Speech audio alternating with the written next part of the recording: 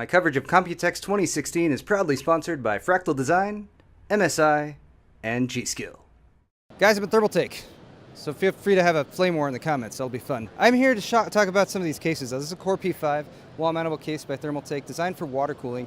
And first off, they have an insane amount of mods here. So for the love of modding, I'm going to share a nice montage at the end of some of this design work, because it's really fantastic. And having recently struggled with some PETG tube bending myself, I think it's going to be worth it to show you guys some of this, what the pros can do.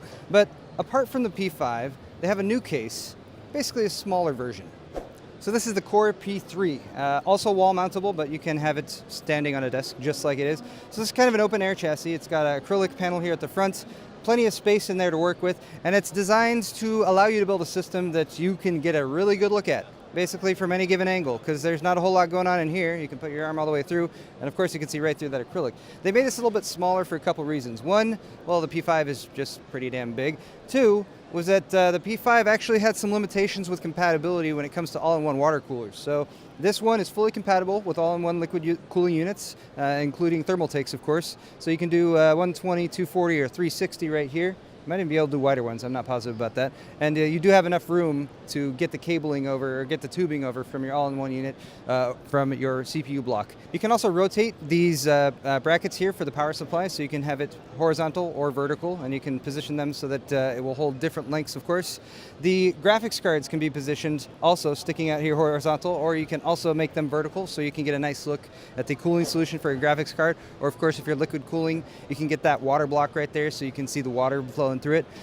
The limitation here is that they've pushed the radiator mounting point a little bit closer to the actual motherboard tray, so you don't have as much space for mounting reservoirs, for example. But they have put a bracket, an extended bracket here at the front, so you can have a radiator with fans behind it, and then you still have room for just in front of the radiators to put a reservoir. And of course, it's going to be compatible with standard reservoir mounting systems, whether you're working with Thermaltake or whether you're working with reservoirs from other vendors. As for colors, this is a white version that will be coming a little bit later. It's also going to be available in black, and this should be coming out within a couple weeks. So follow Thermaltake on social media, and you'll be able to find out when it's actually available.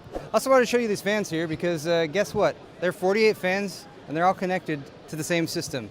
They basically have a digital control mechanism built for these fans. That means they have actually a 5-pin connector rather than a 4-pin connector, so they're not going to be drop-in compatible with your typical fans. But you route them through a little fan controller box, which is actually fairly small, and it gives you digital control over all of them. So basically, any sort of combination you want to make of the fans to flash in different orientations, or if you want to group them up in different groups, you can do that.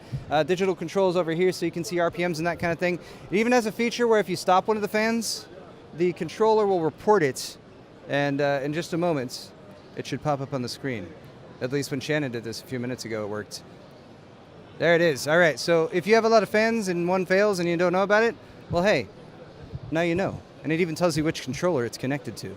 That's pretty fancy. Get it? Fancy. Okay, I'm finishing off over here because obviously there are a ton of mods, and I want to show you those. I'm going to get to those in just a second. A lot of them, of course, are built with all Thermaltake stuff. So Thermaltake water cooling, whether you want massive radiators of all different shapes and sizes, fittings, fill-in, coolant, it's all there. All the fittings up here are in chrome and black. And actually up here on the top right is a sort of unique thing that we have not seen before, which is a Thermaltake special fitting with an LED light inside. So it illuminates the coolant from within and gives it sort of an ethereal, unearthly glow. But let's finish this video off the way I promised you, with a montage of mods, custom PC builds. There's some really, really nice ones here, and I just wanted to show them off a little bit. Thank you guys for watching this video, and one last shout out to my sponsors, Fractal Design, MSI, and G-Skill. Thanks for sending me here to Computex. Click the links down in the description, and we'll see you guys in the next video.